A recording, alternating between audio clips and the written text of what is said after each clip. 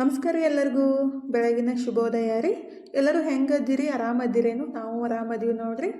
ನೀವು ಎಲ್ಲರೂ ಆರಾಮದ್ರಿ ಅಂತ ಭಾವಿಸ್ತಾ ಇವತ್ತಿನ ಲಾಗ್ನ ಸ್ಟಾರ್ಟ್ ಮಾಡೋಣ. ಬರ್ರಿ. ಇವತ್ತು 2026 1ನೇ ತಾರೀಕು ನೋಡ್ರಿ, ಜನವರಿ. ಎಲ್ಲರಿಗೂ ಹೊಸ ವರ್ಷದ ಶುಭಾಶಯಗಳು ರೀ. ಹೊಸ ವರ್ಷ ಇದ್ರೂ ಅಷ್ಟೇ, ಹಳೆ ವರ್ಷ ಇದ್ರೂ ಅಷ್ಟೇ, ನಮ್ಮ ಕೆಲಸ ನಾವು ಅಂತೂ ಮಾಡಲೇಬೇಕಲ್ರಿ. ನಿನ್ನೆ ರಾತ್ರಿ ಬಾಂಡೆ ತೊಳೆದಿದ್ವಿ, ಆದರೆ ಕೇಕ್ ಮಾಡಿದ್ದು ಎಲ್ಲ ಸ್ವಲ್ಪ ಬಾಂಡೆ ಇದ್ದು. ಮತ್ತು ಇವತ್ತು ಗುರುವಾರ ಐತಿ, ಅದಕ್ಕಾಗಿ ಮತ್ತು ಹೊಸ ವರ್ಷನೂ ಐತಿ. ಎಲ್ಲ ಕ್ಲೀನ್ ಮಾಡಿಬಿಟ್ಟು ದೇವರ ಎಲ್ಲ ತಿಕ್ಕಿ ಪೂಜೆ ಮಾಡ್ಬೇಕಂತೇಳಿ ನಾನು ಇದ್ರೆ ಕ್ಲೀನಿಂಗ್ ಕೆಲಸ ಸ್ಟಾರ್ಟ್ ಮಾಡಿದ್ದೀನಿ ನೋಡ್ರಿ. ಹೊಸ ವರ್ಷ ಬಂದರು ಮತ್ತು ಯಾವುದಾದ್ರೂ ಹಬ್ಬ ಬಂದರು ಹೆಣ್ಮಕ್ಳಿಗೆ ಇನ್ನಷ್ಟು ಜಾಸ್ತಿ ಕೆಲಸನೇ ಇರ್ತಾವೆ ಮತ್ತು ಮಾಡಲೇಬೇಕಾಗುತ್ತಲ್ರಿ. ಅದು ನಮ್ಮ ಕರ್ತವ್ಯನೂ. ಮತ್ತು ಮನೆ ಕ್ಲೀನಾಗಿದ್ದರೆ ನಮಗೂ ಖುಷಿ ಅನಿಸುತ್ತೆ. ಅದಕ್ಕಾಗಿ ರಾತ್ರಿ ಕ್ಲೀನ್ ಮಾಡಿಟ್ರು ಬೆಳಗ್ಗೆ ಅನ್ನದ ಪಾತ್ರೆ ಆಗಲಿ ಮತ್ತು ಕೇಕ್ ಮಾಡಿದ್ದು ಎಲ್ಲ ಹಂಗೆ ಇದು ಅಂದ್ರೆ ರಾತ್ರಿ ಅನ್ನ ಖಾಲಿ ಮಾಡಿ ತೊಳಿಬಾರ್ದಂತಾರು. ಕೆಲವೊಂದು ಸಲ ನಾನು ತೊಳೆದು ಇಟ್ಟಿರ್ತೀನಿ, ಕೆಲವೊಂದು ಸಲ ಹಾಗೆ ಇಟ್ಟಿರ್ತೀನಿ. ಅನ್ನ ಜಾಸ್ತಿ ಇದ್ದಾಗ ಈಗ ಅನ್ನ ಸ್ವಲ್ಪ ಜಾಸ್ತಿನೇ ಇತ್ತಂತೇಳಿ ಮತ್ತು ಒಂದು ಪ್ಲೇಟಿಗೆ ಎತ್ತಿಟ್ಟರೆ ನಾಯಿಗೂ ಹಾಕಕ್ಕೆ ಬರುತ್ತಂತೇಳಿ ಈಗ ಅದನ್ನೆಲ್ಲ ಕ್ಲೀನ್ ಮಾಡ್ಕೋಬೇಕಲ್ಲ. ಮತ್ತು ಸಿಂಕೆಲ್ಲ ಡೀಪ್ ಕ್ಲೀನಿಂಗ್ ಎಲ್ಲ ಮಾಡಿಬಿಟ್ಟು ಆಮೇಲೆ ಜಳಕ ಮುಗಿಸಿ ಬಂದು ದೇವರ ಸ್ವಚ್ಛ ಮಾಡಿಬಿಟ್ಟು ಪೂಜೆ ಮಾಡೋಕೆ ಬರುತ್ತಂತೇಳಿ. ಮತ್ತು ನಾಳೆಗೆ ಬಿಟ್ಟು ನಾಡ್ದಾಗ ಹುಣ್ಣಿಮೆನೂ ಐತ್ರಿ. ಹಾಗಾಗಿ ನಾಳೆ ಶುಕ್ರವಾರ ಐತಿ, ದೇವರನ್ನೂ ತಿಕ್ಕಪ್ಲೆ ಇಲ್ಲ. ಅದಕ್ಕಾಗಿ ಇವತ್ತು ಹೊಸ ವರ್ಷನೂ ಇರುತ್ತೆ, ದೇವರನ್ನೆಲ್ಲ ಸ್ವಚ್ಛ ಮಾಡೋಕ್ಕೂ ಆಗುತ್ತಂತೆ. ಈಗ ಬೆಳಗ್ಗೆ ಎದ್ದು ಕೂಡಲೇ ಫಸ್ಟಿಗೆ ತಲೆಗೆ ಎಣ್ಣೆ ಹಚ್ಕೊಂಡೆ ರೀ. ಅಂದ್ರೆ ಮೊನ್ನೆ ಮೆಹಂದಿ ಹಚ್ಕೊಂಡಿದ್ದೆಲ್ಲ ಸ್ವಲ್ಪ ಕೂದಲೆಲ್ಲ ಒಣಗ್ದಂಗೆ ಆಗಿತ್ತು. ಅದಕ್ಕಾಗಿ ತಲೆಗೆ ಎಣ್ಣೆ ಹಚ್ಕೊಂಡ್ಬಿಟ್ಟು ಇದನ್ನೆಲ್ಲ ಕೆಲಸ ಮಾಡೋಕ್ಕೆ ಒಂದು ತಾಸು ಬೇಕನ, ಆಮೇಲೆ ಜಳಕ ಮಾಡೋಕ್ಕೆ ಬರುತ್ತಂತೆ. ಈಗಿದ್ರೆ ನಾನು ಗ್ಯಾಸ್ ಕಟ್ಟಿ ಗ್ಯಾಸ್ ಸ್ಟವ್ ಎಲ್ಲ ಒರ್ಸಾಕಂತಿದ್ರೆ ನಮ್ಮ ಮನೆಯವ್ರಿಗೆ ನೆಲ ಒರೆಸಿ ಕೊಡಾಕಂತಾರು. ನಮ್ಮ ಮನೆಯವರು ಹೆಲ್ಪ್ ಮಾಡ್ತಾರೆ, ನಾನು ಒಬ್ಬಕ್ಕೇ ಮಾಡೋಂಗಿಲ್ಲ ರೀ ಕೆಲಸ. ಅಂದರೆ ತನೂ ಹೆಲ್ಪ್ ಮಾಡ್ತಿರ್ತಾವೆ. ರಾತ್ರಿ ಒಂದೊಂದ್ಸಲ ಬಾಂಡೆ ಎಲ್ಲ ತೊಳೆದ್ಬಿಟ್ಟು ಇಟ್ಟಿರ್ತಾವೆ. ನಂದೇನು ಜಾಸ್ತಿ ಇರಲ್ಲ ಕೆಲಸ, ಆದರೆ ಮನೆ ಕೆಲಸ ಎಷ್ಟು ಇರಬೇಕು ಅಷ್ಟು ಇರೋದಲ್ರಿ ಹೆಣ್ಮಕ್ಳಿಗೆ ಅಂದಮೇಲೆ. ಈಗಿದ್ರೆ ಫಸ್ಟಿಗೆ ಎಲ್ಲ ಕ್ಲೀನ್ ಮಾಡ್ಕೊಂಡ್ಬಿಟ್ಟು ಆಮೇಲೆ ಜಳಕ ಮಾಡೋಕೆ ಹೋದ್ರೈತಂತ ಸ್ವಚ್ಛ ಮಾಡಾಕಂತೀನಿ ನೋಡ್ರಿ. ಬಾಂಡೆ ಮತ್ತು ಸಿಂಕ ಜಳಕ ಮಾಡೋಕ್ಕಿಂತ ಮುಂಚೆ ಎಲ್ಲ ನೀಟಾಗಿ ಕ್ಲೀನ್ ಆಗಿಬಿಟ್ರೆ ಜಳಕ ಆದಮೇಲೆ ಫ್ರೆಶ್ ಅನ್ಸುತ್ತೆ. ಎಲ್ಲ ಹಾಗೆ ಬಿಟ್ಟು ಜಳಕ ಮಾಡಿ ಬಂದುಬಿಟ್ರೆ ಅಂತೂ ನನಗೆ ಏನು ಕೆಲಸ ಮಾಡೋಕ್ಕೆ ಮನಸ್ಸು ಬರಲ್ಲ. ಕ್ಲೀನಿಂಗ್ ಕೆಲಸ ರೀ. ಹಾಗಾಗಿ ಜಳಕಕ್ಕಿಂತ ಮುಂಚೆನೇ ಎಲ್ಲ ಏನು ಕ್ಲೀನಿಂಗ್ ಕೆಲಸ ಇರೋದಿಲ್ಲ ಎಲ್ಲ ಫಸ್ಟಿಗೆ ಮುಗಿಸ್ಬಿಟ್ಟೇ ಜಳಕಕ್ಕೆ ಹೋಗೋದು. ನಮ್ಮ ಮನೆಯವರು ಇದ್ರೆ ನೀರು ಕಾಸಿಟ್ಬಿಟ್ಟು ಜಳಕಕ್ಕೆ ಹೋಗಂತ ಹೇಳ್ತಾನೆ ಇರ್ತಾರೋ. ಆದರೆ ನನ್ನ ಕೆಲಸ ಮುಗಿ ಮಟ್ಟ ನಾನು ಮಾತ್ರ ಸಮಾಧಾನ ಇರೋಂಗಿಲ್ಲ ರೀ ನನಗೆ ಮಾತ್ರ. ಹಾಗಾಗಿ ಎಲ್ಲ ಕ್ಲೀನ್ ಮಾಡ್ಕೊತ ಕುಂತಿದ್ದೆ. ಎಲ್ಲ ಕೇಕ್ ಮಾಡಿದ್ದು ಅಂತ ಸ್ವಲ್ಪ ಅದು ಜಾಸ್ತಿ ಜಿಡ್ಡಾಗ್ಬಿಟ್ಟಿರ್ತೈತೆ ರೀ. ಅಂದರೆ ಕೆಲವೊಂದು ಸಲ ನಾನು ಬರೀ ಜಸ್ಟ್ ತೊಳೆದಿಟ್ಟಿರ್ತೀನಿ. ಇವತ್ತು ಇದ್ರೆ ಹಂಗೆ ನೀರಾಗಿ ಇಟ್ಬಿಟ್ಟಿದ್ಲು. ಅದಕ್ಕಾಗಿ ಎಲ್ಲ ಸ್ವಚ್ಛ ತಿಕ್ಬಿಟ್ಟು ತೊಳೆದ್ರೈತಂತ ತೊಳ್ಯಾಕಂತೀನಿ ನೋಡ್ರಿ. 2026 ಬಂತು, ಇನ್ನು ಏನು ಎಲ್ಲರೂ ವಿಚಾರ ಮಾಡಿರಿ ಅಂತೇಳಿ ಕಮೆಂಟ್ ಬಾಕ್ಸ್ ಒಳಗೆ ಹೇಳ್ರಿ. ಯಾಕಂದ್ರೆ 2025 ಒಳಗೂ ಏನೂ ಮಾಡೋಕ್ಕಾಗಲಿಲ್ಲ. 2026 ಒಳಗೆ ಏನಾದರೂ ಒಂದು ಡೆವಲಪ್ಮೆಂಟ್ ಮತ್ತು ಲೈಫ್ ಒಳಗೆ ಒಂದು ಚೇಂಜಸ್ ಮಾಡ್ಕೋಬೇಕಂದ್ರೆ ಎಲ್ಲರಿಗೂ ಆಸೆ ಇದ್ದೇ ಇರುತ್ತೆ ರೀ. ನನಗೂ ಆಸೆ ಐತಿ. ಆದಷ್ಟು ನಮ್ಮ ಕನಸುಗಳನ್ನು ನಮ್ಮ ಆಸೆಗಳನ್ನು ನೆರವೇರಿಸ್ಕೊಳ್ಳೋಕೆ ಪ್ರಯತ್ನ ಪಡಬೇಕು. ಅಂದ್ರೆ ಆಗಿಲ್ಲ ಅಂಥೇಳಿ ಸುಮ್ಮನೆ ಕೂಡೋಕ್ಕಿಂತ ಆಗುತ್ತೆ ಅಂಥೇಳಿ ಒಂದು ಹೋಪ್ ಇಟ್ಕೊಂಡು ಆ ಕೆಲಸನ ಮಾಡ್ತಾನೆ ಇರಬೇಕು. ಅಂದರೆ ಎಲ್ಲರಿಗೂ ಒಂದು ಕನಸು ಇದ್ದೇ ಇರುತ್ತೆ ರೀ ಲೈಫ್ ಒಳಗೆ. ಒಬ್ರಿಗೆ ಮನೆ ಕಟ್ಟು ಕನಸಿರುತ್ತೆ, ಒಬ್ರಿಗೆ ಕಾರ್ ತೊಗೋಬೇಕನ್ನೋ ಕನಸಿರುತ್ತೆ, ಕೆಲವೊಬ್ರಿಗೆ ಜಾಬ್ ಈ ವರ್ಷ ಎಷ್ಟೊತ್ತಿದ್ರು ನಾನು ತೊಗೋಬೇಕನ್ನೋ ಕನಸಿದ್ದೇ ಇರುತ್ತೆ. ಎಲ್ಲರ ಕನಸು ನನಸಾಗಲಿ ಅಂತೇಳಿ ಭಗವಂತನ ಹತ್ರ ನಾನು ಕೇಳ್ಕೊತೀನಿ ರೀ. ಯಾಕಂದರೆ ನೀವು ನಮ್ಮ ಫ್ಯಾಮ್ಲಿ ಇದ್ದಂಗೆ ರೀ. ಯಾಕಂದರೆ ನೀವು ಖುಷಿಯಾಗಿದ್ರೆ ನನಗೂ ಖುಷಿ ಆಗುತ್ತೆ, ನಾನು ಖುಷಿಯಾಗಿದ್ರೆ ನಿಮಗೂ ಖುಷಿ ಆಗುತ್ತೆ ಅಂತೇಳಿ ನನಗೆ ಅನ್ಸುತ್ತೆ ರೀ. ಹಾಗಾಗಿ ಹೇಳಾಕತ್ತಿದ್ದೆ ಅಷ್ಟೇ ರೀ. ಎಲ್ಲರಿಗೂ ಅವ್ರವ್ರ ಕನಸುಗಳನ್ನ ನನಸಾಗಲಿ ಮತ್ತು ಲೈಫ್ ಒಳಗೆ ಚೇಂಜಸ್ ಬರಲಿ ಮತ್ತು ಆರೋಗ್ಯ ಸುಧಾರಣೆ ಆಗಲಿ ಅಂತ ಭಗವಂತನ ಹತ್ರ ನಾನು ಕೇಳ್ಕೊತೀನಿ ನೋಡ್ರಿ. ಯಾಕಂದ್ರೆ ಎಲ್ಲರೂ ಖುಷಿಯಾಗಿರೋದು ನೋಡೋಕೆ ನಮಗೂ ಖುಷಿ ಆಗುತ್ತೆ. ಯಾರಿಗಾದರೂ ನೋವು ಆಗ್ಬಿಟ್ರೆ, ಯಾರಿಗಾದರೂ ಟೆನ್ಷನ್ ಆಗಿಬಿಟ್ರೆ ನಮಗೂ ಬೇಜಾರಾಗುತ್ತೆ. ಹಾಗಾಗಿ 2026 ಒಳಗೆ ಎಲ್ಲರೂ ಖುಷಿಯಾಗಿ ಸಂತೋಷವಾಗಿ ಎಲ್ಲರ ಕನಸುಗಳನ್ನು ನನಸಾಗಲಿ ಮತ್ತು ಎಲ್ಲರ ಆಸೆಗಳನ್ನು ನೆರವೇರಲಿ. ಮತ್ತು ಯಾರ್ಯಾರಿಗೆ ಏನೇನು ಬೇಕಾಗಿತ್ತಲ್ಲ ಎಲ್ಲ ಭಗವಂತ ಕೊಡಲಿ ಮತ್ತು ಎಲ್ಲರಿಗೂ ಒಳ್ಳೆ ಮನಸ್ಸನ್ನು ಕೊಡಲಿ ಅಂತ ಭಗವಂತನ ಹತ್ರ ಕೇಳ್ಕೊತಿದ್ರಿ. ಅಂದರೆ ಒಳ್ಳೆ ಮನಸ್ಸು ಇದ್ಬಿಟ್ರೆ ನಮಗೆ ನೆಮ್ಮದಿ ಸಂತೋಷ ಸಿಗುತ್ತೆ. ಮನಸ್ಸೊಳಗೆ ಯಾವುದೇ ಕಲ್ಮಶಗಳು ಇಟ್ಕೋದೆ ನಮ್ಮ ಪಾಡಿಗೆ ನಾವು ಕೆಲಸ ಮಾಡ್ಕೊತ ನೆಮ್ಮದಿಯಾಗಿ ಇದ್ಬಿಟ್ರೆ ಅದಕ್ಕಿಂತ ದೊಡ್ಡದು ಏನೂ ಅಲ್ಲಲ್ರಿ. ಯಾಕಂದರೆ ಮನುಷ್ಯನಿಗೆ ನೆಮ್ಮದಿಕ್ಕಿಂತ ಮತ್ತೊಂದು ಏನು ಬೇಕಂತ ಅನ್ಸಂಗಿಲ್ಲ. ಅಂದರೆ ಲೈಫ್ ಒಳಗೆ ಎಲ್ಲ ಸಿಕ್ಕ ಮೇಲೆ ನೆಮ್ಮದಿ ಇರೋದಲ್ಲ. ಹಾಗಾಗಿ ನಮಗೆ ಏನು ಭಗವಂತ ಕೊಡ್ತಾನಲ್ಲ ಅದನ್ನ ಸಂತೃಪ್ತಿಯಿಂದ ಸ್ವೀಕಾರ ಮಾಡಿ ಸಂತೋಷದಿಂದ ಬಾಳೋದೇ ನಿಜವಾದ ಜೀವನ ಅಂತ ನಾನು ಅಂದ್ಕೊಂಡಿದ್ದು. ಹಾಗಾಗಿ ಒಂದೆರಡು ಮಾತುಗಳನ್ನು ಹೇಳಿದ್ದು ಅದು ತಪ್ಪಾಗಿದ್ರೆ ಏನಾದರೂ ಕ್ಷಮೆ ಇರಲಿ. ಈಗಿದ್ರೆ ನಾನು ಎಲ್ಲ ಫಸ್ಟಿಗೆ ಕ್ಲೀನಿಂಗ್ ಕೆಲಸ ಎಲ್ಲ ಮುಗಿಸ್ಬಿಟ್ಟು ಮತ್ತು 2026 ಎಲ್ಲನೂ ಎಲ್ಲರಿಗೂ ಒಳ್ಳೇದು ಮಾಡಲಿ, ಎಲ್ಲರಿಗೂ ಸಂತೋಷವನ್ನು ನೀಡಲಿ ಅಂತೇಳಿ ಭಗವಂತನ ಹತ್ರ ಮಗದೊಮ್ಮೆ ಕೇಳ್ಕೊತೀನಿ ರೀ. ನಂಬಿದ್ದೇವ್ರೆ ಯಾವತ್ತೂ ಕೈ ಬಿಡೋಂಗಿಲ್ಲ. ಫಸ್ಟಿಗೆ ಸ್ವಲ್ಪ ಕಷ್ಟ ಅಂತ ಅನಿಸ್ಬೋದು, ನಾವು ಪ್ರಯತ್ನ ಪಡ್ತಾ ಅದನ್ನ ಸಕ್ಸಸ್ ಆಗೇ ಆಗೋತ್ರಿ. ನನ್ನ ಕನಸನ್ನು ಆದಷ್ಟು ಬೇಗ ನೆರವೇರಲಿ ಅಂತ ನೀವು ಹಾರೈಸ್ರಿ. ನನಗೂ ಅದೊಂದು ದೊಡ್ಡ ಕನಸು ಐತಿ ನನ್ನ ಲೈಫ್ ಒಳಗೆ. ಅದನ್ನ ಕನಸು ಆದಷ್ಟು ಬೇಗ ನೆರವೇರಲಿ ಅಂತ ನಾನು ಭಗವಂತನ ಹತ್ರ ಕೇಳ್ಕೊತೀನಿ ರೀ. ಪ್ರತಿದಿನವೂ ಕೇಳ್ಕೊತಾ ಇರ್ತೀನಿ. ಬಟ್ ಭಗವಂತ ಯಾವಾಗ ಕೊಡ್ತಾನಲ್ಲ ಆವಾಗನೇ ಅದನ್ನ ಸ್ವೀಕಾರ ಮಾಡಬೇಕಾಗುತ್ತೆ, ಹೌದಲ್ಲ? ಅದಕ್ಕಾಗಿ ಅಷ್ಟೇ ರೀ, ಮತ್ತೇನಿಲ್ಲ. ಈಗಿದ್ರೆ ನಾಷ್ಟಕ್ಕೂ ರೆಡಿ ಮಾಡಿ ಕೊಡಾಕಂತೀನಿ ನೋಡಿರಿ. ಆಲ್ರೆಡಿ ಲೇಟ್ ಆಗಿಬಿಟ್ಟು ಎಷ್ಟೇ ಗಡಿಬಿಡಿ ಕೆಲಸ ಮಾಡಿಬಿಟ್ರೂ ಕ್ಲೀನಿಂಗ್ ಕೆಲಸ ಇದ್ದಾಗ ಸ್ವಲ್ಪ ಟೈಮ್ ಹಿಡಿದ ರೀ. ಹಾಗಾಗಿ ನಮ್ಮ ಮನೆಯವ್ರಿಗೆ ಟೈಮ್ ಸಿಗಲಿಲ್ಲ ನಾಷ್ಟ ಮಾಡೋಕ್ಕೆ. ತಾನು ನಾಷ್ಟ ಮಾಡಿಬಿಟ್ಟು ಹಾಗೆ ನಮ್ಮ ಮನೆಯವ್ರಿಗೆ ಡಬ್ಬಿಗೆ ಹಾಕಿ ಕೊಡ್ತಾರೆ. ಅವಲಕ್ಕಿ ಮತ್ತು ಕೇಕ್ ಇತ್ತಲ್ಲ ಅಂಥೇಳಿ ಅವರು ಅಲ್ಲೇ ಮಾತನಾಡ್ತಾ ಡಬ್ಬಿಗೆ ಹಾಕಿ ಅಂತಂದರು. ಅಂದ್ರೆ ಗಡ್ಬಿಡಿ ಒಳಗೆ ತಿನ್ನಕ್ಕೂ ಆಗಂಗಿಲ್ಲ, ತನ್ನೊಂದು ಕಾಲೇಜ್ ಟೈಮ್ ಆಗಿತ್ತು ಅಂಥೇಳಿ ಹಂಗೆ ಡಬ್ಬಿಗೆ ಹಾಕಿ ಕೊಟ್ಟರೆ ಅವರು ತೊಗೊಂಡು ಹೋದರು. ನಾನು ಸುಮ್ಮನೆ ಕುಂತಿದ್ದೆ ನೋಡಿರಿ. ಕ್ಯಾಲೆಂಡ್ರು ಪೂಜೆ ಮತ್ತು ದೇವ್ರ ಪೂಜೆನೂ ಎಲ್ಲನೂ ಆಯಿತು. ಅಂದ್ರೆ ಹೊಸ ವರ್ಷಕ್ಕೆ ಹಿಂದಿನ ದಿವಸನೇ ಕ್ಯಾಲೆಂಡ್ರ್ ತಂದುಬಿಟ್ಟು ಪೂಜೆ ಮಾಡಿ ಹಾಕೋ ಪದ್ಧತಿ ರೀ. ಅಂದರೆ ಲೈಫ್ ಒಳಗೆ ಏನು ಚೇಂಜಸ್ ಆಗುತ್ತೋ ಇಲ್ಲೋ ಗೊತ್ತಿಲ್ಲ, ಕ್ಯಾಲೆಂಡ್ರ್ ಮಾತ್ರ ಚೇಂಜ್ ಆಗ್ತಾನೆ ಇರ್ತೈತೆ ನೋಡಿರಿ. ಆಲ್ರೆಡಿ ತುಂಬ ವರ್ಷಗಳು ಹಿಂಗೆ ಕಳೆದು ಹೋಗ್ಬಿಟ್ಟವು.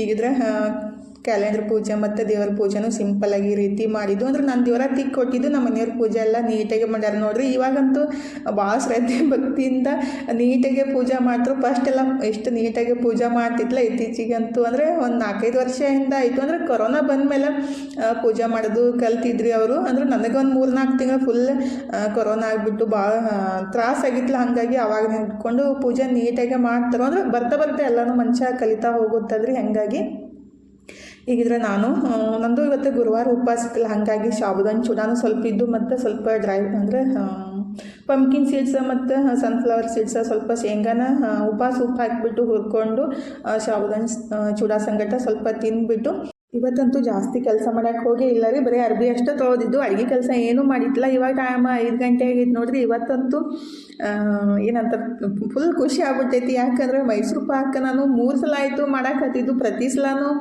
ಏನಾದರೂ ಒಂದು ಮಿಸ್ಟೇಕ್ ಆಗ್ತಾನೆ ಇರ್ತಿತ್ತು, ಸರಿಯೇ ಆಗ್ತಿತ್ತಲ್ಲ. ಇವತ್ತು ಫೈನಲಿ ಸ್ವಲ್ಪ ಚಲೋತ್ನಾಗ ಬಂದೈತೆ ಅಂತ ಅಂದ್ಕೊಂಡಿದ್ದೀನಿ. ರೆಡಿ ಮಾಡಿಬಿಟ್ಟು ಡಬ್ಬಿಗೆ ಹಾಕಿ ಇಟ್ಟಿದ್ದೀನಿ. ಇನ್ನು ನೋಡಬೇಕದು ಸ್ವಲ್ಪ ತಣ್ಣಗಾಗಲಿ ಅಂತ ವೇಟ್ ಮಾಡ್ತಾ ಇದ್ದೆ. ಮನೆಯೊಳಗೆ ಸಣ್ಣದ ಬ್ಲೂ ಕಲರ ಗುಬ್ಬಚ್ಚಿ ಬಂದಿದ್ರಿ. ನಮ್ಮ ತನೋ ನೋಡಿಬಿಟ್ಟು ಮಮ್ಮಿ ಇದು ಹೊರಗೆ ಹೋಗಲ್ಲಾಗೈತಿ ನೋಡಂತ ನಾಕತ್ತಿದ್ರು. ನಾನು ಬಂದು ನೋಡಿದ ಕೂಡಲೇ ನಾನು ಕೈಯಾಗಿ ಹಿಡಿದ್ಬಿಟ್ಟು ಹೊರಗಡೆ ಇದು ಬಿಡ್ಬೇಕಂದ್ರೆ ನನ್ನ ಮಗಳಿದ್ರೆ ಬ್ಯಾಡ್ ಮಮ್ಮಿ ಅದು ಅಂಜುತ್ತೆ, ಕಿಟಕಿ ತೆಗೆದು ಬಿಡೋಣ ಹೋಗುತ್ತಂತ ಅನಾಕತ್ತಿದ್ಲು. ಅಂದ್ರೆ ಅದು ಕಿಟಕಿ ತೆಗೆದು ಆ ಸೈಡ್ ಐತ್ರಿ ಟೆಜ್ರಿಯಿಂದ, ಹಾಗಾಗಿ ತೆಗ್ಯಾಕೆ ಬರಲಾಗಿತ್ತು. ನಾನು ತೆಗಿತೀನಿ ಮಮ್ಮಿ ಅಂತ ತೆಗೆದ್ಬಿಟ್ಲು. ಆಮೇಲೆ ಹೊರಗಡೆ ಹೋಯ್ತು ನೋಡ್ರಿ. ಪಕ್ಷಿ ಅಂತೂ ಭಾಳ ಕ್ಯೂಟ್ ಚಂದ ಇತ್ತು. ನನಗಂತೂ ಹಿಡಿಬೇಕಂತ ಸಾಕತ್ತಿತ್ತು ಕೈಯಾಗ. ಅದು ಭಯ ಪಡುತ್ತಲ್ರಿ. ಹಾಗಾಗಿ ಯಾಕೆ ಹೋಗಲೇ ಇಲ್ಲ. ಪಾಪ ಅದು ಭಾಳ ತ್ರಾಸ ಮಾಡ್ಕೊಳಕತ್ತಿತ್ತು. ಒಳಗಡೆ ಬಂದುಬಿಟ್ಟು ಅಂದ್ರೆ ಬಾಗಿಲಿಂದನೇ ಬಂದೈತಿ, ಎಲ್ಲಿ ಹೋಗ್ಬೇಕಂತದಕ್ಕೆ ಗೊತ್ತಾಗಲಾಗಿತ್ತು. ಹಾಗಾಗಿ ಕಿಟಕಿ ತೆಗೆದು ಕೂಡಲೇ ಹಾರಿ ಹೋಯಿತು. ಈಗಿದ್ರೆ ನಾನು ಇವತ್ತು ಪಾಲಕ್ ಚಪಾತಿ ಮಾಡೋಣ ಅಂತ ಅಂದ್ಕೊಂಡಿದ್ದೀನಿ ನೋಡ್ರಿ. ಯಾಕಂದರೆ ಇವತ್ತಿಗೆ ಪಾಲಕ್ ತಂದುಬಿಟ್ಟು 9 ದಿವಸ ಆಯಿತು. ಅಂದರೆ ಬುಧವಾರ ತಂದಿದ್ದು, ಅಂದರೆ 8 ದಿವಸ ಆಯ್ತು ಅನ್ಸುತ್ತೆ. ಗುರುವಾರ 8, ಇವತ್ತು 9, ಸಾರಿ ಬುಧವಾರ 9, ಇವತ್ತಿಗೆ ಗುರುವಾರ ಅಲ್ರಿ 9 ದಿವಸ ಆಯಿತು. ಇನ್ನು ಪಾಲಕ್ ಸ್ವಲ್ಪ ಹಾಳಾಗಿಲ್ಲ ನೋಡ್ರಿ. ಯಾಕಂದ್ರೆ ಗೊಬ್ಬರ ಹಾಕಿತ್ತಿಲ್ಲ ಅಂದ್ರೆ ಅದು ಯಾವುದೇ ಸೊಪ್ಪು ಹಾಳಾಗಂಗಿಲ್ಲ. ಒಂದು ವಾರಗಟ್ಲೆ ಇಟ್ಟರು. ಆ್ಯಕ್ಚುಲಿ ವಾರಗಟ್ಲೆ ಇಟ್ಕೊಂಡು ತಿನ್ನಲೇಬಾರ್ದು. ಆದರೆ ಮಾಡೋಕ್ಕಾಗ್ಲಿಕ್ಕಂದ್ರೆ ಮತ್ತೇನು ಮಾಡೋಕ್ಕಾಗಂಗಿಲ್ಲ, ಒಗ್ಯಾಕಂತೂ ಆಗಂಗಿಲ್ಲಲ್ರಿ. ಹಾಗಾಗಿ ನನಗೂ ಮಾಡೋಕ್ಕನೇ ಆಗಿತ್ತಿಲ್ಲ. ಅದಕ್ಕಾಗಿ ಇವತ್ತು 9 ದಿವಸ ಆಯಿತು. ಅದನ್ನ ಹಂಗೆ ಇಟ್ಬಿಟ್ರೆ ಇನ್ನು ಹಾಳಾಗುತ್ತೆ ಬಾ ಅಂತ ಅದನ್ನ ಸ್ಟೀಮ್ ಒಳಗೆ ಅಂದರೆ ನೀರೊಳಗೆ ಹಾಕಿ 1-2 ನಿಮಿಷ ಕುದಿಸ್ಬಿಟ್ಟು ಅದನ್ನ ಪೇಸ್ಟ್ ಮಾಡಿ ನಾವು ಒಂದು 4 ದಿವಸ ಇಟ್ಕೊಬೋದು. ಇಲ್ಲಾಂದ್ರೆ ಚಪಾತಿ ಅಥವಾ ದೋಸೆ ಇಡ್ಲಿ ಏನಾದರೂ ಮಾಡಮ್ದಾಗ ಯೂಸ್ ಮಾಡ್ಕೋಬೋದು. ಅಂದ್ರೆ ಪಲ್ಯ ಮಾಡಿಬಿಟ್ರೂ ಇಷ್ಟಪಡೋಂಗಿಲ್ಲ ರೀ, ಮತ್ತು ಅದನ್ನ ಹಾಕಿ ಸಾಂಬಾರು ಮಾಡಿಬಿಟ್ರೂ ತಿನ್ನಂಗಿಲ್ಲ. ಹಾಗಾಗಿ ಈ ಥರ ಮಾಡಿಬಿಟ್ರೆ ಯೂಸ್ ಆಗುತ್ತೆ ಅಂತೇಳಿ ನಾನು ಅದನ್ನ ನೀರೊಳಗೆ ಹಾಕಿ ಕುದಿಸಾಕೆ ಇಟ್ಟಿದ್ದೀನಿ ನೋಡಿರಿ. 1-2 ನಿಮಿಷ ಕುದಿಬೇಕು. ಈ ಕಡೆ ಮೈಸೂರು ಪಾಕ ತಣ್ಣಗೆ ಇನ್ನೂ ಸ್ವಲ್ಪ ಬಿಸಿ ಇತ್ತು. ಆದ್ರೂ ಅದನ್ನ ಕಟ್ ಮಾಡೋಕೆ ಅಂತಿದ್ರಿ. ಅಂದರೆ ಯಾವುದೇ ಒಂದು ರೆಸಿಪಿ ಅಂದರೆ ಅಡುಗೆ ಚಲೋತ್ನಾಗ ಬಂದಾಗ ಅದನ್ನ ಯಾವಾಗ ಟೇಸ್ಟ್ ಮಾಡೋಣ, ಹೆಂಗೆ ಬಂದೈತಿ ಅಂತ ಹೆಣ್ಮಕ್ಳಿಗೆ ಕ್ಯೂರಿಯಾಸಿಟಿ ಜಾಸ್ತಿ ಇರುತ್ತೆ. ನನಗೂ ಹಂಗೆ ನೋಡಿರಿ. ಇವತ್ತು ಫೈನಲಿ 3ನೇ ಸಲಕ್ಕೆ ಮೈಸೂರು ಪಾಕ ಚಲೋತ್ನಾಗ ಬಂದಿದ್ದು. ಒಂದು ಜಾಸ್ತಿ ಖುಷಿ ಆಗ್ಬಿಟ್ಟಿತ್ತು ನನಗಂತೂ. ಈಗಿದ್ರೆ ಅದು ಇನ್ನೂ ಸ್ವಲ್ಪ ಬಿಸಿ ಐತೆ, ತೆಗೆಯಂದಾಗ ಮುರ್ಯಾಕತ್ತಿತ್ತು. ಹಾಗಾಗಿ ಮತ್ತಷ್ಟು ಇಟ್ರಾಯ್ತು. ಸ್ವಲ್ಪ ತಣ್ಣಗಾದ್ಮೇಲೆ ತೆಗ್ಯಾಕೆ ಬರುತ್ತಂತೆ. ಮತ್ತು ಹಂಗೆ ಇಟ್ಬಿಟ್ಟು ಈ ಕಡೆ ಪಾಲಕ್ ಕುದಿಸಾಕಿ ಇಟ್ಟಿದ್ದೆ ಅಲ್ರಿ ಅದನ್ನು ಒಂದೆರಡು ನಿಮಿಷ ಕುದ್ದಾದ್ಮೇಲೆ ಅಂದರೆ ಕುದಿಯೋ ನೀರಿಗೆ ಹಾಕಿ 2 ನಿಮಿಷ ಕುದ್ದಾದ್ಮೇಲೆ ತಣ್ಣೀರಿನ ತೆಗೆದು ಹಾಕಿ ತಣ್ಣಗಾದ್ಮೇಲೆ ನಾವು ಪೇಸ್ಟ್ ಮಾಡಿ ಯೂಸ್ ಮಾಡ್ಕೋಬೋದು. ಇಲ್ಲಾಂದ್ರೆ ನಾವು ಹಂಗೆ ತಣ್ಣಗೆ ಮಾಡಿಬಿಟ್ಟು ಒಂದು ಏರ್ಟೈಟ್ ಬಾಕ್ಸಿಗೆ ಹಾಕಿ ಇಟ್ಬಿಟ್ರೆ ಐತ್ರಿ, ಬೇಕಂದಾಗ ನಾವು ಪೇಸ್ಟ್ ಮಾಡಿ ಯೂಸ್ ಮಾಡ್ಕೋಬೋದು. ಇಲ್ಲಾಂದ್ರೆ ನಾವು ಕಟ್ ಮಾಡಿ ಸಾಂಬಾರ್ಗೆ ಮತ್ತು ಪಲ್ಯಕ್ಕೂ ಯೂಸ್ ಮಾಡ್ಕೋಬೋದು. ಈಗ ನಾನು ಒಂದು 2 ನಿಮಿಷದಷ್ಟು ಕುದಿಸ್ಬಿಟ್ಟು ಆಮೇಲೆ ತಣ್ಣೀರಿಗೆ ಹಾಕಿಬಿಟ್ಟು ಸ್ವಲ್ಪ ಒಂದು 2 ನಿಮಿಷ ಇಟ್ಟು ಆಮೇಲೆ ಮಿಕ್ಸರ್ ಜಾರಿಗೆ ಹಾಕಿ ಪೇಸ್ಟ್ ಮಾಡಿ ತೊಗೊಳಕಂತೀನಿ ನೋಡಿರಿ. ಪಾಲಕ್ ಚಪಾತಿ ಮಾಡಕ್ಕೆ ಅಂದರೆ ಚಪಾತಿನೂ ಟೇಸ್ಟ್ ಆಗ್ತಾವೆ ಮತ್ತು ಆರೋಗ್ಯಕ್ಕೂ ಒಳ್ಳೇದಲ್ರಿ. ಮಕ್ಕಳಿಗೆ ಮಾತ್ರ ಈ ರೀತಿ ಮಾಡಿಕೊಟ್ರೆ ಭಾಳ ಇಷ್ಟಪಡ್ತಾರೆ. ಕಲರ್ಫುಲ್ಲಾಗಿನೂ ಇರುತ್ತೆ. ಬೀಟ್ರೂಟ್ ಆದರೂ ಅಷ್ಟೇ ಮತ್ತು ಪಾಲಕ್ ಆದ್ರೂ ಅಷ್ಟೇ ರೀ. ಇಲ್ಲಾಂದ್ರೆ ಬೀಟ್ರೂಟ್ ಪಾಲಕ್ ಸಪ್ರೇಟಾಗಿ ಇಟ್ಟು ಕಲಿಸ್ಬಿಟ್ಟು ಎರಡೂ ಮಿಕ್ಸ್ ಮಾಡಿ ಚಪಾತಿ ಮಾಡಿಬಿಟ್ರೆ ಅಂತೂ ಕಲರ್ಫುಲ್ಲಾಗಿರುತ್ತೆ. ಸಣ್ಣ ಮಕ್ಕಳಿಗೆಲ್ಲ ಸ್ವಲ್ಪ ಡಿಫ್ರೆಂಟಾಗಿ ಮಾಡಿಕೊಟ್ರೆ ಇಷ್ಟಪಡ್ತಾರಲ್ರಿ. ಹಾಗಾಗಿ ಯಾವ ಥರ ಮಕ್ಕಳು ಇಷ್ಟಪಡ್ತಾರಲ್ಲ ನೋಡ್ಕೊಂಬಿಟ್ಟು ಆ ಥರ ಮಾಡಿಕೊಟ್ರೆ ಅವರಿಗೆ ಇಷ್ಟ ಆಗುತ್ತೆ. ನಾನಿದ್ರೆ ಈಗ ಅದನ್ನ ತಣ್ಣೀರಾಗ ಹಾಕಿಟ್ಟಿದ್ದೆ ಆದರೆ ಪಾಲಕ್ ಮಿಕ್ಸರ್ ಜಾರಿಗೆ ಹಾಕಿ ಒಂದು 5-6 ಮೆಣಸಿನ್ಕಾಯಿ ಸ್ವಲ್ಪ ಶುಂಠಿ ಹಾಕಿ ಪೇಸ್ಟ್ ಮಾಡಾಕಂತೀನಿ ನೋಡಿರಿ ಚಪಾತಿ ಮಾಡಾಕ. ಇದು ಪಾಲಕ್ ಚಪಾತಿ ಆದರೂ ಅನ್ಬೋದು, ಪರಾಠ ಆದರೂ ಅನ್ಬೋದು. ಒಟ್ಟಿನಲ್ಲಿ ಈ ರೀತಿ ಮಾಡಿ ತಿಂದಾಗ ಟೇಸ್ಟೂ ಇರುತ್ತೆ ಮತ್ತು ಆರೋಗ್ಯಕ್ಕೂ ಒಳ್ಳೆಯದಲ್ರಿ. ಇವತ್ತು ಸ್ವಲ್ಪ ಜಾಸ್ತಿನೇ ಇತ್ತಲ್ಲ ಪೇಸ್ಟ್, ನಮಗೂ ಸ್ವಲ್ಪ ಚಪಾತಿ ಕಮ್ಮಿನೇ ಹತ್ತವು, 3 ಜನ ಇದ್ದೀವಿ ಮತ್ತು ಸಂಜೆ ಮುಂದಾಗ ಅಷ್ಟೊಂದು ತಿನ್ನಕ್ಕೂ ಆಗಂಗಿಲ್ಲ ಅಂತೇಳಿ ನಾನು ಸ್ವಲ್ಪ ಒಂದು ಡಬ್ಬಿಯಷ್ಟು ಪೇಸ್ಟನ್ನು ತೆಗೆದಿಡಾಕಂತೀನಿ ನೋಡಿರಿ. ಇದನ್ನ ಜಾರ್ ಇದ್ದಾವಲ್ಲ ಮಿಕ್ಸರ್ ಆನ್ಲೈನ್ ಒಳಗೆ ತರಿಸಿದ್ದು, ನಾವು ಮಿಕ್ಸಿನೂ ಮಾಡ್ಕೋಬೋದು. ಇಲ್ಲಾಂದರೆ ಈ ರೀತಿ ಯಾವುದಾದ್ರೂ ಪೇಸ್ಟ್ ಅದು ಸ್ಟೋರ್ನೂ ಮಾಡ್ಕೋಬೋದು. ಹಾಗಾಗಿ ಅದಕ್ಕನ್ನು ಹಾಕಿಬಿಟ್ಟು ಫ್ರಿಜ್ ಒಳಗೆ ಎತ್ತಿಟ್ಟೆ ರೀ. ನಾಳೆ ಯೂಸ್ ಮಾಡೋಕೆ ಬರುತ್ತೆ ಪಾಲಕ್ ಪನ್ನೀರ್ ಅಥವಾ ಏನಾದರೂ ಮಾಡೋಕೆ ಬರುತ್ತೆ ಅಂತೇಳಿ. ಈಗಿದ್ರೆ ಅದೇನು ಪೇಸ್ಟ್ ಮಾಡಿದ್ದೆ ಅಲ್ರಿ ಪಾಲಕ್ದು, ಅದಕ್ಕೆ ಎಷ್ಟು ಬೇಕಷ್ಟು ಗೋಧಿ ಹಿಟ್ಟು, ಬೇಕಂದ್ರೆ ಸ್ವಲ್ಪ ಕಡಲೆ ಹಿಟ್ಟು, ಅಜ್ವೈನು, ಉಪ್ಪು, ಸ್ವಲ್ಪ ಎಣ್ಣೆ ಹಾಕಿ ಚಪಾತಿ ಹಿಟ್ಟು ಹೆಂಗೆ ಕಲಿಸ್ಕೊತೀವಲ್ರಿ ಹಂಗೆ ಕಲಿಸ್ಬಿಟ್ಟು ನಾವು ಚಪಾತಿ ಆದರೂ ಮಾಡ್ಕೋಬೋದು. ಮತ್ತು ಇದಕ್ಕನ್ನು ನಾವು ಚಪಾತಿ ಹಿಟ್ಟು ಕಲಸಿಟ್ಟು ಪನ್ನೀರ ಮಿಕ್ಸ್ ಮಾಡಿ ಹಾಕಿಬಿಟ್ರೆ ಪಾಲಕ್ ಪನ್ನೀರ್ ಪರೋಟ ಆಗುತ್ತೆ. ಅಂದರೆ ಸ್ವಲ್ಪ ನಮಗೆ ಯಾವ ರೀತಿ ಬೇಕಲ್ಲ ಆ ಥರ ಚೇಂಜಸ್ ಮಾಡ್ಕೊಂಬಿಟ್ಟು ಮಾಡಿಬಿಟ್ರಾಯ್ತು. ಟೇಸ್ಟ್ ಮಾತ್ರ ಸಖತ್ತಾಗಿರುತ್ತೆ ನೋಡಿರಿ. ನನಗಂತೂ ಮೈಸೂರು ಪಾಕ ತೆಗೆದಿಡೋ ಮಟ್ಟ ಸಮಾಧಾನ ಇದ್ದಿತ್ತಿಲ್ಲ. ಹಂಗಾಗಿ ಈಗ ಎಲ್ಲ ತೆಗೆದ್ಬಿಟ್ಟು ಪ್ಲೇಟಿಗೆ ಹಾಕಂತೀವಿ ನೋಡಿರಿ. ಅಂದರೆ ಟೇಸ್ಟ್ ಹೆಂಗೆ ಬಂದೈತೆ ಅಂತೇಳಿ ನೋಡ್ಬೇಕಂತೇಳಿ. ಆ್ಯಕ್ಚುಲಿ ಮೈಸೂರು ಪಾಕ್ ಮಾಡೋಕ್ಕೆ ಏನೈತಲ್ರಿ, ತುಪ್ಪ ಮತ್ತು ಎಣ್ಣೆ ಯೂಸ್ ಮಾಡೋಕ್ಕೆ ಕಂಜೂಸ್ ಮಾಡೋಕ್ಕೇ ಹೋಗಬಾರ್ದು. ನಾನು 1-2 ಸಲ ಅದೇ ಥರ ಕಂಜೂಸ್ ಮಾಡಿಬಿಟ್ಟು, ಅಂದರೆ ಜಾಸ್ತಿ ಆಗುತ್ತೆ ಅಷ್ಟು ತುಪ್ಪ ಅಷ್ಟು ಎಣ್ಣೆ ಹೆಂಗೆ ಯೂಸ್ ಮಾಡೋದಂತ ಅಂದ್ಕೊಂಡ್ಬಿಟ್ಟು ಕಮ್ಮಿ ಹಾಕಿಬಿಟ್ರೆ ಮೈಸೂರು ಪಾಕ ಚಲೋತ್ನಾಗ ಬರೋಂಗೆ ಇಲ್ಲ ರೀ. 1 ಬಟ್ಲಷ್ಟು ಕಡಲೆ ಹಿಟ್ಟು ತೊಗೊಂಡಿದ್ರೆ 2 ಬಟ್ಲಷ್ಟು ಅದಕ್ಕೆ ತುಪ್ಪ ಮತ್ತು 1.5 ಬಟ್ಲಷ್ಟು ಸಕ್ಕರೆನ ಯೂಸ್ ಮಾಡಬೇಕಾಗುತ್ತೆ. ಹಾಗಾಗಿ ತುಪ್ಪ ಅಥವಾ 1 ಬಟ್ಲಷ್ಟು ತುಪ್ಪ 1 ಬಟ್ಲಷ್ಟು ಎಣ್ಣೆನ ಯೂಸ್ ಮಾಡಿದ್ದು, ಅಂದರೆ ರಿಫೈನ್ಡ್ ಆಯಿಲ್ ಯೂಸ್ ಮಾಡಬೇಕಾಗುತ್ತೆ. ಯೂಸ್ ಮಾಡಿದರೆ ನೆಕ್ಸ್ಟ್ ಟೈಮ್ ಖಂಡಿತ ಈ ರೆಸಿಪಿನ ಶೇರ್ ಮಾಡ್ತೀನಿ. ಅಂದರೆ ನಮಗೆ ಮೈಸೂರು ಪಾಕ್ ತಿನ್ಬೇಕನ್ನೋ ಆಸೆ ಇರ್ತೈತಿ, ಆದರೆ ಅದನ್ನ ಮಾಡೋದಂತೂ ಭಾಳ ಕಷ್ಟ ಅಂತ ಅನ್ಸುತ್ತೆ. ನನಗೂ ಹಾಗೆ ಅನ್ಸಿತ್ರಿ. ಇವತ್ತು ಸರಿಯಾಗಿ ಬಂತಲ್ಲ, ಭಾಳ ಖುಷಿ ಆಗ್ಬಿಟ್ಟಿತ್ತು. ಯಾವುದೇ ಅಡುಗೆ ಸರಿಯಾಗಿ ಬಂದಾಗ ಜಾಸ್ತಿ ಖುಷಿ ಆಗುತ್ತಲ್ರಿ ಹೆಣ್ಮಕ್ಳಿಗೆ.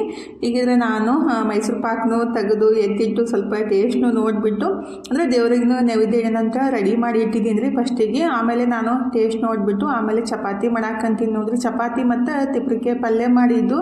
ನನ್ನ ಮಗಳಿಗೆ ತಿಪ್ರಿಕೆ ಪಲ್ಯ ಅಂದ್ರೆ ಇಷ್ಟ ಇರಲ್ಲ. ನಿನಗೆ ಏನು ಬೇಕು ನೀ ಅದು ಮಾಡವ, ಈಗ ನಾನು ತಿಪ್ರಿಕೆ ಮಾಡಿದ್ದೀನಿ ಅಂತೇಳಿ ರೆಡಿ ಮಾಡಿಸಿಂದ ಊಟ ಮಾಡಾಕಂತೀನಿ ನೋಡಿರಿ. ನಮ್ಮ ಮನೆಯವ್ರಿಗೆ ಫೋನ್ ಹಚ್ಬಿಟ್ರೆ ಅವರು ಹೋಟೆಲ್ದಾಗ ಊಟ ಮಾಡಾಕಂತಾರಂತ ಫ್ರೆಂಡ್ಸ್ ಸಂಗಟ. ಹಾಗಾಗಿ ತನಗಿದ್ರೆ ಆಮೇಲೆ ಊಟ ಮಾಡ್ತೀನಲ್ಲೂ, ಅದಕ್ಕಾಗಿ ನಾನು ಒಬ್ಬಾಕಿನೇ ಕೂತು ಊಟ ಮಾಡಾಕಂತೀನಿ ನೋಡಿರಿ. ಚಂತನೂ ಉಪವಾಸ ಇತ್ತಲ್ಲ, ಹಾಗಾಗಿ 7 ಗಂಟೆಗನ ಊಟ ಮಾಡಿ ಮುಗಿಸ್ಬಿಟ್ರಾಯ್ತು ಅಂತೇಳಿ ಊಟ ಮಾಡಾಕಂತೀನಿ. ಊಟ ಮಾಡೋದು ಬರ್ರಿ. ಇವತ್ತಿನ ವಿಡಿಯೋನೂ ಇಲ್ಲೇ ಮುಗಿಸೋದ್ರಿ. ಇವತ್ತಿನ ವಿಡಿಯೋ ಹೆಂಗೆ ಅನಿಸ್ತಂತ ಕಮೆಂಟ್ ಬಾಕ್ಸ್ ಒಳಗೆ ಹೇಳೋದು ಮರೆಯೋಕೆ ಹೋಗಬೇಡ್ರಿ. ವಿಡಿಯೋ ಇಷ್ಟ ಆಗಿದ್ರೆ ಲೈಕ್ ಮಾಡಿ, ಶೇರ್ ಮಾಡಿ, ಸಬ್ಸ್ಕ್ರೈಬ್ ಮಾಡಿಕೊಂಡೆ ಸಪೋರ್ಟ್ ಮಾಡಿರಿ. ಇಷ್ಟು ತನಕ ವಿಡಿಯೋ ನೋಡಿದ್ದಕ್ಕೆ ತಮ್ಮೆಲ್ಲರಿಗೂ ಹೃದಯದ ತುಂಬ ಧನ್ಯವಾದಗಳು ರೀ. ಥ್ಯಾಂಕ್ ಯು ಫಾರ್ ವಾಚಿಂಗ್ ರೀ. ನಮಸ್ಕಾರ. ಹೋಗಿ ಬರ್ತೀವಿ ರೀ, ಮತ್ತೆ ಸಿಗ್ತೀವಿ ರೀ.